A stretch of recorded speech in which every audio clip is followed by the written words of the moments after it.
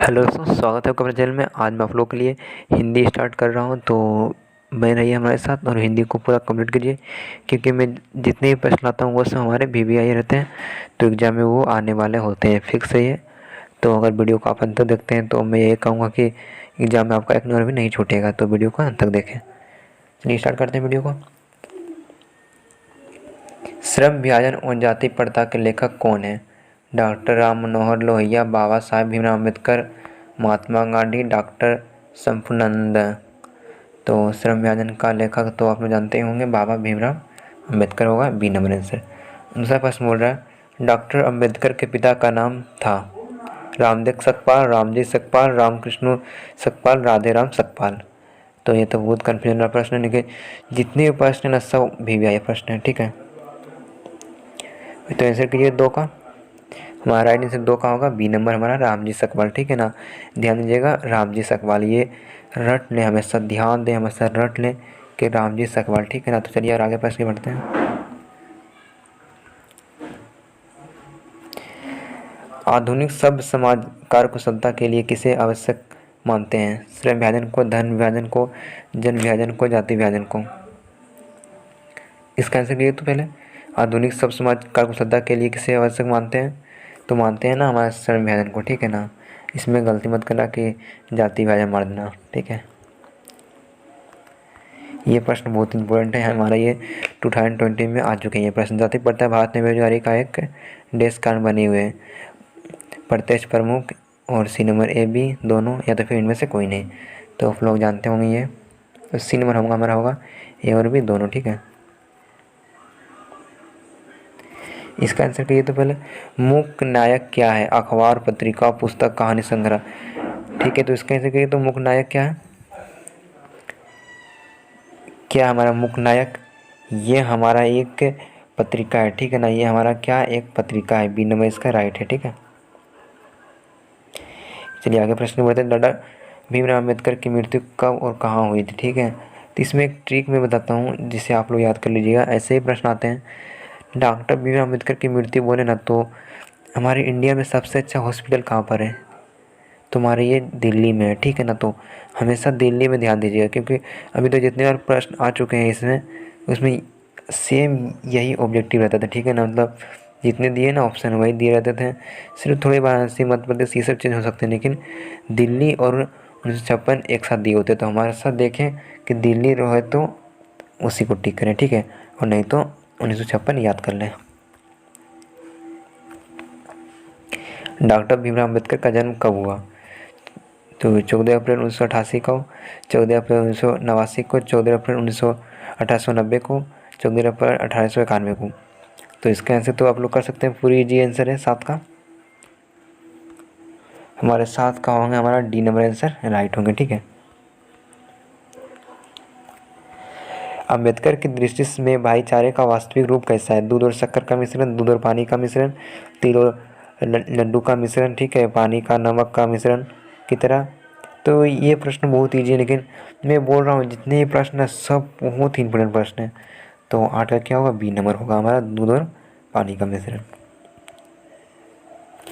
और ये प्रश्न भी इम्पोर्टेंट है, भारतीय संविधान का निर्माण में महत्वपूर्ण भूमिका किसकी है?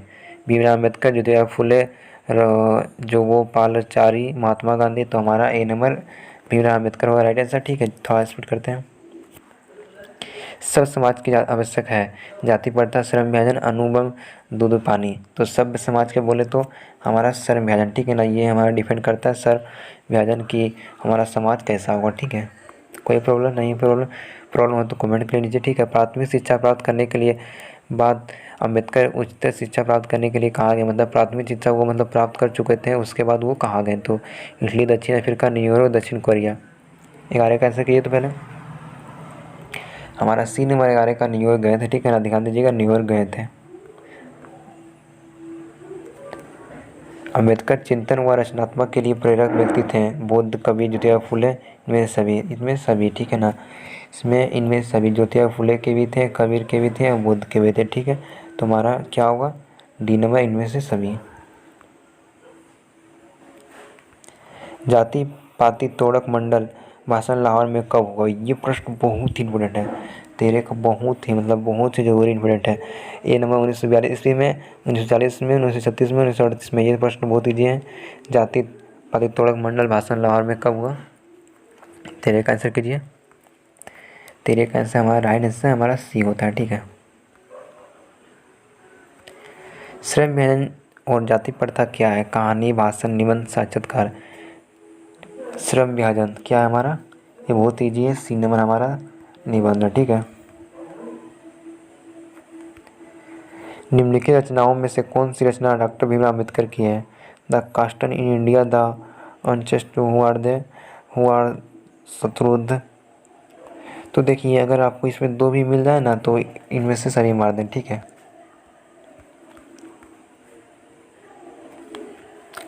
आधुनिक सब समाज श्रम विभाजन को आवश्यक क्यों मानता है? कार्यकुशलता के लिए, भाईचारे के लिए, रूढ़िवादी के लिए, इनमें से कोई नहीं। तो ये प्रश्न बहुत ईजी है, 16 कीजिए तो पहले। ये हमारा ए नंबर कार्यकुशलता के लिए। श्रम विभाजन और जाति प्रथा पाठ बाबा साहेब के किस भाषण का संपादित अंश है? The caste in India, their mechanism, genesis and development, annihilation of caste, हुई शत्रुज। तुम्हारा क्या होगा इसका 17 का? 17 का थोड़ा डिफिकल्ट है, पर ये सब प्रश्न आपको याद रखने पड़ेंगे। हमारे सी नंबर होंगे एनिहिलेशन ऑफ कास्ट, ठीक है ना। तो एनिहिलेशन ऑफ कास्ट से हमारा ये श्रम विभाजन और जाति प्रथा के मतलब उसी के भाषण दिया था हमारे बाबा साहेब भीमराव अम्बेडकर ने, उसी से ही मतलब लिया गया है, ठीक है। और कुछ भी अलग से भी उसमें दिया हुआ है नहीं कि जो भाषण है वही उसमें लिखा हुआ पूरी। तो ठीक है, 18 प्रश्न बढ़ते हैं। अम्बेडकर के भाषण एनिहिलेशन ऑफ द कास्ट किसने हिंदी में रूपांतरण किया था? ललोई सिंह यादव, किशोरी लाल, मोहन वाजपेयी, इनमें से कोई नहीं। इनमें से कौन कौन देख रहे हैं यादव, उसे पर गर्व होगा, ठीक है ना। तो वीडियो में बने रहिए। तो इसमें क्या होगा? ए नंबर होगा ललोई सिंह यादव, ठीक है। तो यादव है ना, अभी गर्व हुआ ना आप लोगों को। अम्बेडकर के भाषण एनिहिलेशन ऑफ कास्ट को किसने हिंदी में रूपांतरित किया? तो हमारा यादव जी ने किया, ठीक है, ध्यान दीजिएगा।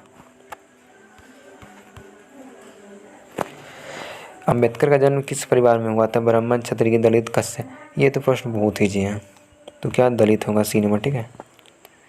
लेखकों की इस युग में कहाँ पर विडंबना दिखाई देती थी? जातिवाद में, न्यायवाद में, ओहो आगे देखना ही नहीं, ए नंबर टिक करना है जातिवाद में।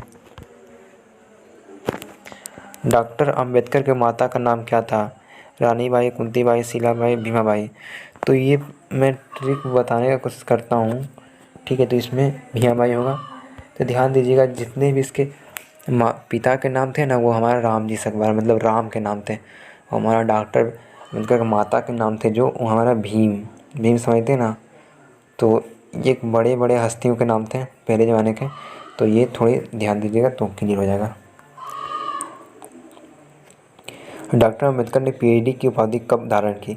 यह प्रश्न उतना ही इम्पोर्टेंट नहीं है पर इसका जानना बहुत जरूरी है। 1920 ईस्वी में, 1918 ईस्वी में, 1916 ईस्वी में, 1914 ईस्वी में। तो हमारा डॉक्टर भीमराव अम्बेडकर के पीएचडी की उपाधि कब धारण की? 22 का आंसर कीजिए। तो सी नंबर हमारा होगा क्या? 1916 ईस्वी में। लेखक की दृष्टि से विडंबना की बात क्या है? जातिवाद के पोषक की कमी नहीं, जातिवाद के पोषक नग्न है, आर्थिक दृष्टि से जातिवाद उचित है, जातिवाद लोकतंत्र के विरोधी नहीं है, तो जातिवाद के पोषक की कमी नहीं है। तो इनमें पता है जातिवाद के पोषक नग्न है और आर्थिक दृष्टि से जातिवाद उचित है, ये से हमारा नहीं, ठीक है ना। तो हमारा ए नंबर जातिवाद के पोषक की कमी नहीं, मतलब जातिवाद जो मानते हैं ना उसके बहुत सारे लोग हैं, मतलब एक दो नहीं है, ठीक है। तो इसका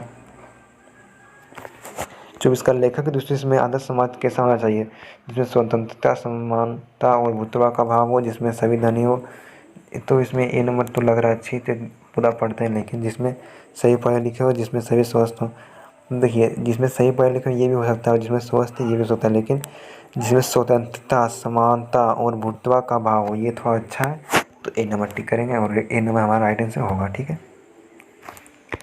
लेखक बेरोजगारी का प्रमुख और प्रत्यक्ष कारण किसे मानते हैं? अशिक्षा को, जनसंख्या को, जाति प्रथा को। ये सी नंबर अच्छी है, देखते हैं ये सही हमारा सी नंबर, ठीक है।